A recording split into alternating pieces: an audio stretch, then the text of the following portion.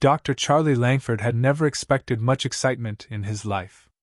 He was a scientist, one who spent his days analyzing rock samples, studying alien flora, and working on a few half-baked projects no one outside of his head ever really cared about. His social skills were non-existent, and his idea of a wild Friday night was a cup of instant noodles and a rerun of a sci-fi show from the 21st century. So, when he heard the loud crash outside his humble research station, his first instinct wasn't panic, it was curiosity. Maybe a meteorite had landed? Or perhaps one of his forgotten experiments had gone wrong.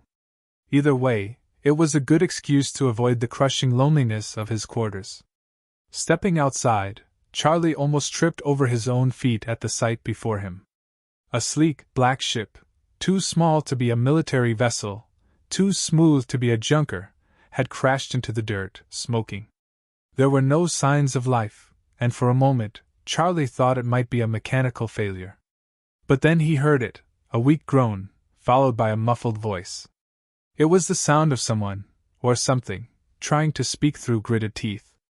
Heart pounding in his chest, Charlie moved closer to the wreckage. Inside the ship's shattered hull, lying in a pool of her own blood, was an alien girl. She was slender, almost ethereal, with translucent skin that shimmered under the dim light. Her face was a curious mix of humanoid and something more exotic. Her eyes, glowing in eerie violet, were half-lidded in pain, but even through the haze of exhaustion, she was trying to focus on him. Charlie's instincts kicked in. "Don't move," he said, his voice trembling slightly. "I'm going to help you." She didn't respond, and in the silence that followed, Charlie realized the enormity of what he'd just said. How in the hell was he supposed to help an alien? He wasn't a doctor. Hell, he could barely keep his houseplants alive. But still, he had to try. Using a ragged piece of cloth from his jacket, Charlie wrapped her wounds the best he could, muttering under his breath the whole time. After several tense minutes, he managed to get her inside his station. The alien girl, for all her otherworldly beauty, looked pitiful. She was delicate, her breathing shallow, and though Charlie's medical supplies weren't exactly high-tech, he did his best to stabilize her. Once she was lying on his makeshift cot, Charlie looked down at the girl. She seemed to have passed out, her body still trembling from whatever had happened. For a moment, he just stared at her, unsure of what to do next. He was alone, stranded on a remote station. What the hell did he know about alien biology, especially a species that wasn't even supposed to exist?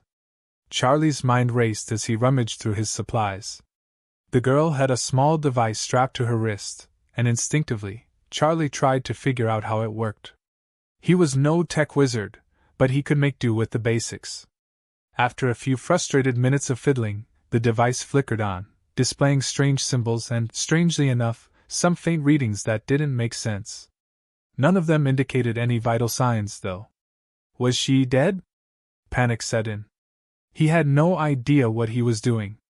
In his desperation, he grabbed his communicator, desperately dialing into the nearest galactic network.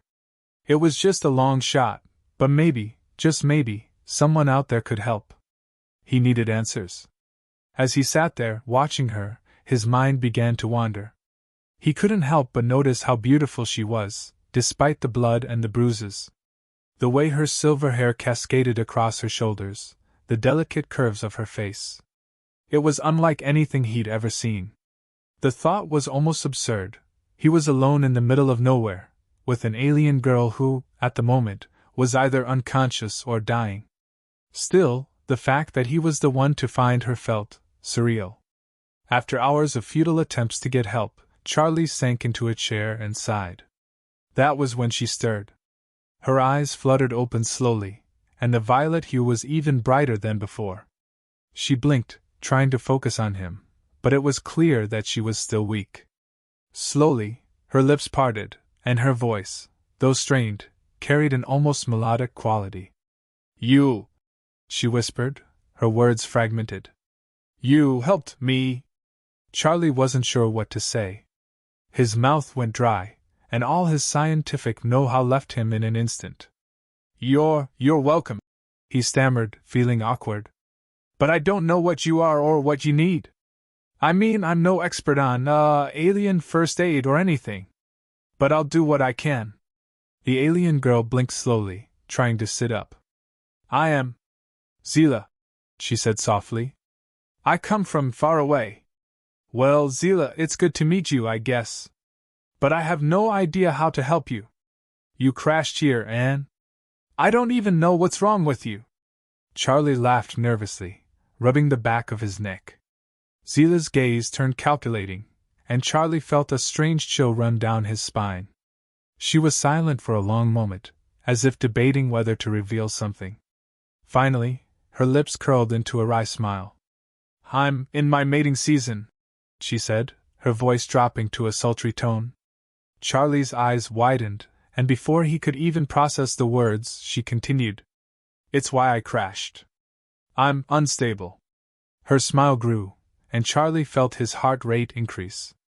The implications of her words were starting to hit him, but his brain didn't want to catch up. He was in no way prepared for this conversation, and frankly, he wasn't even sure what was happening. She was beautiful, sure, but the thought of an alien mating season, whatever the hell that was, sent his mind spinning. I don't know what you're talking about, Charlie mumbled, his voice uncomfortably high-pitched. I mean, I'm not, into alien mating rituals. Zila's smile only deepened, and she gave him a look that was both predatory and amused. She was playing with him, and Charlie was slowly realizing he had no idea how to get out of this situation. Her next words took him completely off guard. It's all right, human. You're perfect for the task. Charlie knelt by the wreckage, carefully assessing the situation. His scientific curiosity was piqued, but there was a small problem. He had no idea how to deal with a spaceship crash.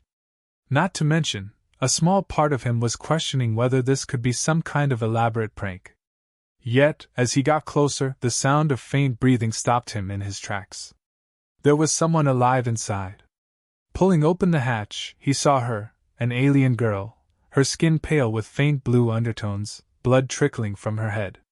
Her body was slender and lithe, the kind of grace only seen in the legends of lost spacefaring races.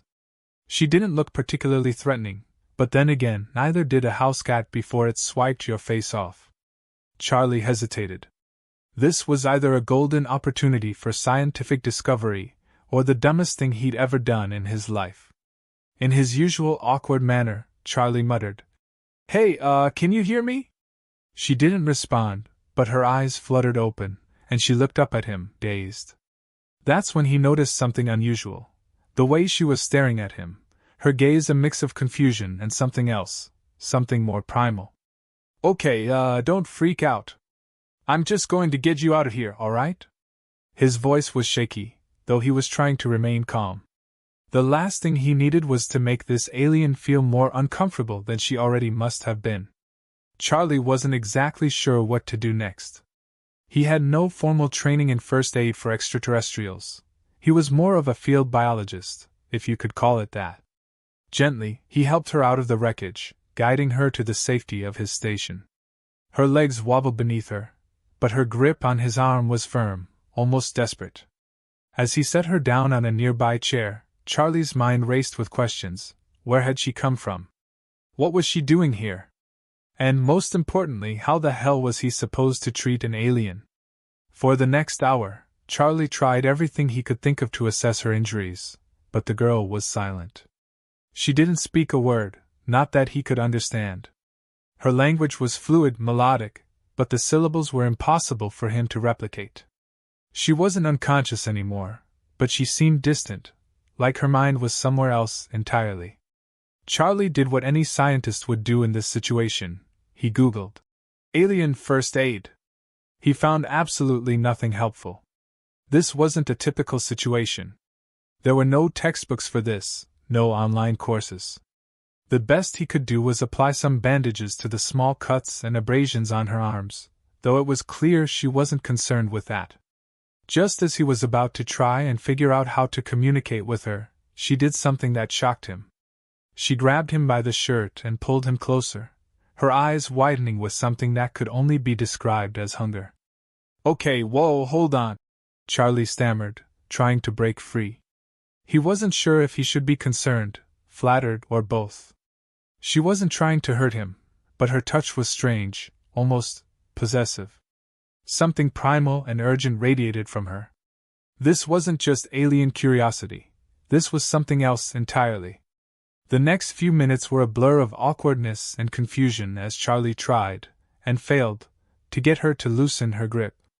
Her eyes were locked on him, filled with intensity. It was clear she wasn't about to let go until she got what she wanted. The weird thing? He was starting to feel it too, a strange pull that seemed to resonate in his chest. After a few moments of awkwardly attempting to maintain some personal space, Charlie realized this wasn't normal. This wasn't any sort of "thank you for saving my life" behavior. And that's when it hit him: mating season. He'd read about alien species who went into mating cycles triggered by environmental cues or even proximity to other sentient beings. Could this be one of those species? No, no, no, Charlie muttered under his breath, backing away. I did not sign up for this. But the alien girl wasn't backing down. She moved toward him, her movements slow but deliberate, as though she knew exactly what she was doing. Her eyes never left his, and that intensity grew. Charlie had no idea how to handle this situation. He wasn't an expert in intergalactic biology, let alone alien mating cycles. His first thought was to get her to leave, but she seemed to be bonding with him. She was in distress, he could see that, but he didn't know if it was because of her injuries or something much more complicated.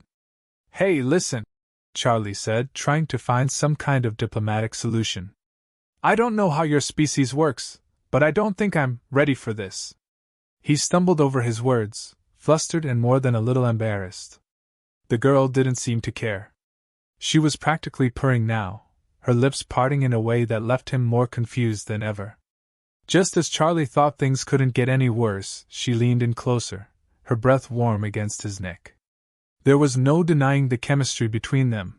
Something was happening, and Charlie had no idea how to stop it. The only thing he could think to do was offer a compromise. Okay, but we need to figure this out, alright? I mean, I need to understand what's going on here. The alien girl gave him a look of impatience, her hands resting on his shoulders. It was a strange mix of tenderness and urgency, and Charlie realized he might be in way over his head. Charlie was pacing back and forth in his cramped lab, trying to come up with a plan, or any plan, to navigate the increasingly bizarre situation. Zila, the alien girl, was perched on the edge of the cot, watching him with a mix of curiosity and thinly veiled amusement. Her bioluminescent skin pulsed faintly in the dim light, and every so often, she tilted her head in a way that made Charlie feel like he was some sort of fascinating new species under observation. Okay, Charlie muttered to himself, barely acknowledging her. I just need to think logically. She's clearly experiencing, something. Maybe her biology is just wired differently. It's not personal. Right? It's not personal. Zila's sudden laugh, a soft, melodic sound that sent a shiver up his spine, cut through his train of thought. You talk to yourself a lot, she said, her voice low and teasing. Her command of English had improved alarmingly fast, and Charlie wasn't sure if that made things better or worse. I don't. I mean, I do, but not usually when someone else is. Look, that's not the point. He ran a hand through his messy hair, exasperated. What exactly is happening here?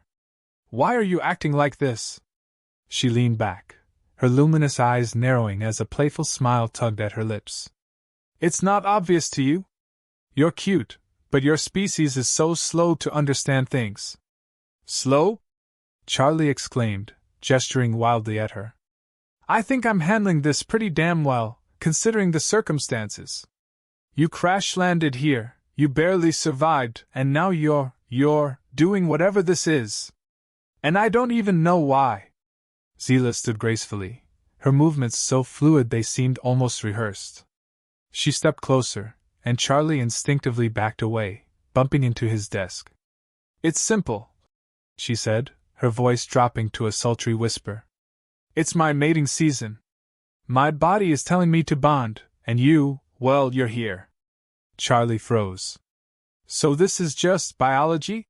He asked weakly. Of course, she replied, though her gaze lingered on him in a way that suggested there was more to it than that. But that doesn't mean it's not enjoyable. The words sent Charlie into a full-blown panic. Okay, nope. I can't, this is too much. You need to understand that humans don't work like that. We don't just mate with the nearest compatible person because of biology. We have rules and relationships and boundaries. Zila blinked, clearly unimpressed. Your boundaries are adorable. Charlie threw his hands in the air. Why does everyone keep calling me adorable? I'm a grown man. She tilted her head again, her smile widening. You're overthinking this, Charlie. Why fight what's natural? Because it's not natural for me, he shouted, his voice cracking slightly. Look, I'm not saying you're not, attractive or whatever. I mean, you're clearly very, but that's not the point. The point is that I don't think this is a good idea. Her playful expression faltered for the first time, replaced by something softer, almost vulnerable. You think I'm attractive? She asked, her voice quieter now. Charlie groaned, rubbing his temples. That's not the takeaway here. I'm just trying to keep this situation from spiraling completely out of control. For a moment, neither of them spoke. Zila seemed to be processing his words, while Charlie frantically tried to come up with a way to defuse the tension. Finally, she sighed, her shoulders relaxing slightly. All right, she said, her tone less teasing now. I understand your hesitation. Your species is complicated. But you have to understand that for me, this isn't just about biology. It's about survival. My mating season isn't something I can turn off, and if I don't bond with someone soon, well, let's just say the consequences aren't pretty. Charlie stared at her, horrified. What kind of consequences? Zila hesitated, clearly reluctant to elaborate. My body shuts down. The hormonal imbalance becomes too much, and eventually it starts affecting my vital systems.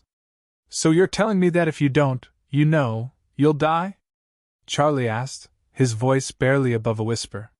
She nodded solemnly. Essentially, yes. Great. No pressure or anything, he muttered, sinking into a nearby chair. This just keeps getting better. Zila stepped closer again, but this time there was no teasing in her movements. She crouched in front of him, her glowing eyes meeting his. I'm not asking you to do anything you're not comfortable with, Charlie. But I need you to understand that this is life or death for me. Charlie swallowed hard, his mind racing. He was torn between the logical part of him that screamed this was a terrible idea and the compassionate part that couldn't ignore her plea for help. There has to be another way, he said finally. Some kind of treatment or medication that can suppress this. I can't be the only option. Zila smiled faintly, though there was sadness in her eyes. I appreciate your determination to fix everything, but my species isn't like yours.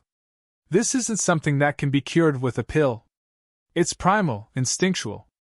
It's who we are. Charlie felt a pang of guilt at her words.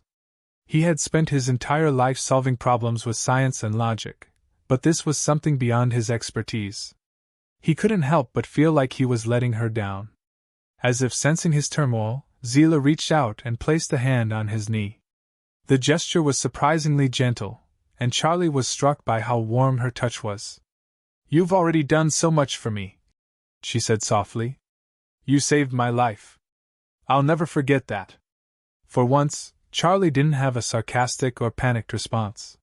He just sat there, staring at her, unsure of what to say. The weight of the situation was pressing down on him, and he realized that no matter what he decided, things would never be the same. I'm not a hero, he said finally, his voice barely audible. Zila's smile returned, this time genuine and full of warmth. Maybe not. But you're still the best chance I have. Charlie stared at her, a cold sweat forming on the back of his neck. Zila had gotten a lot more forward in the last few hours, and his attempts to keep things professional weren't working. She was too, well, alien. But more than that, her presence stirred something deep in him. Maybe it was the lack of real human contact for so long. Maybe it was the constant, unsettling energy that seemed to hum around her. Or maybe, just maybe, he was starting to entertain the ridiculous thought that this wasn't a temporary situation, and he was about to get caught up in something far beyond his control. "So," he said, clearing his throat and trying his best to maintain some semblance of authority, "I'm still not sure what exactly, happened to your ship. Can you explain?"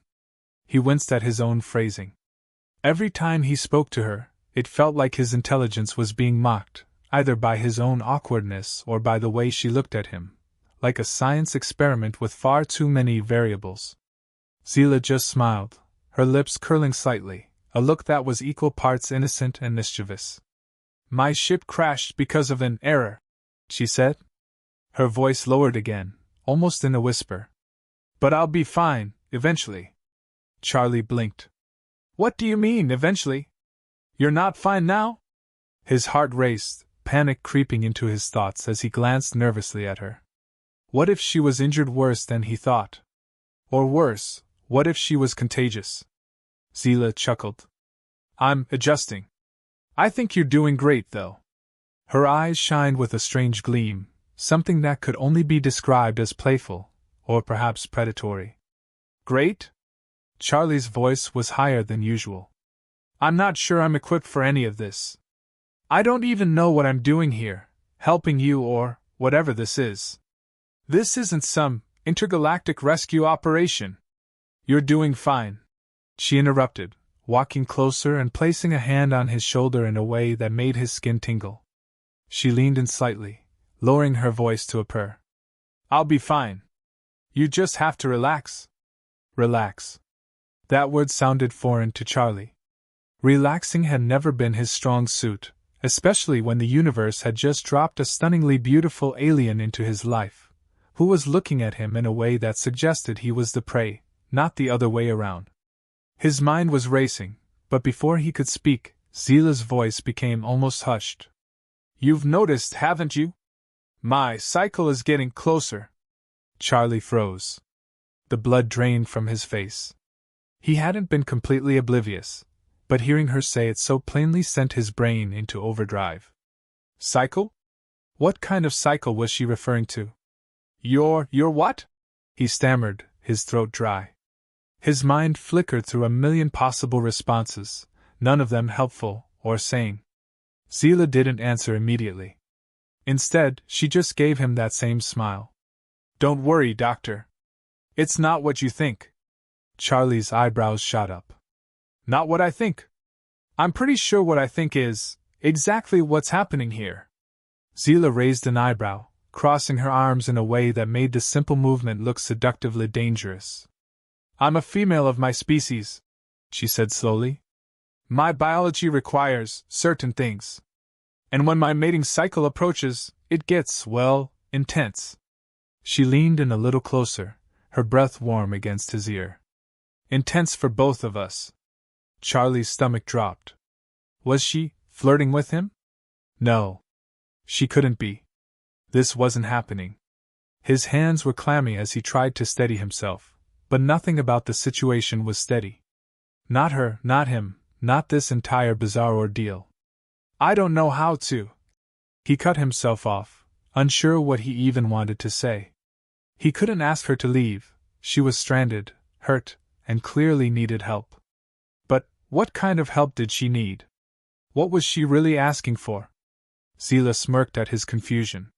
"You're cute when you're nervous, Charlie." He gulped. This is insane," he muttered to himself, trying to back up, but finding himself unable to move. "I'm a scientist. I don't deal with this kind of thing." "I'm not." "Not what?" she interjected, her voice now teasing but with an edge of impatience. "Not good enough? You don't think you can help me get through this?" Charlie swallowed hard, his mind reeling. I'm not sure how I can help you with that," he said weakly, gesturing vaguely to the air between them. Zila took a slow, deliberate step forward, her hand trailing along his arm in a way that made him freeze in place. Well, you're already helping, just by being here. That's all I need. I'm not, Charlie spluttered. I'm not ready for whatever this is. I just wanted to fix your ship. Zila's eyes softened for a split second, as though she'd considered backing off. But instead, she leaned in just a little closer. Charlie! I've crashed on your planet, and I need to make sure I can recover. There's no other way around this. His mouth went dry. But She interrupted him once more, her lips brushing against his cheek in the briefest of touches. I'm not asking for much, just a little support. You can do that, can't you? Charlie's head was spinning. Everything was happening too quickly, too much. But as he stood there, caught between running and whatever this was, he realized that maybe, just maybe, this wasn't as crazy as it seemed. Maybe he was the one being pulled into something new. Something alien. And if that was the case, then he might just have to adapt, no matter how much his logical mind told him to run. He didn't know if he could. Or if he even wanted to.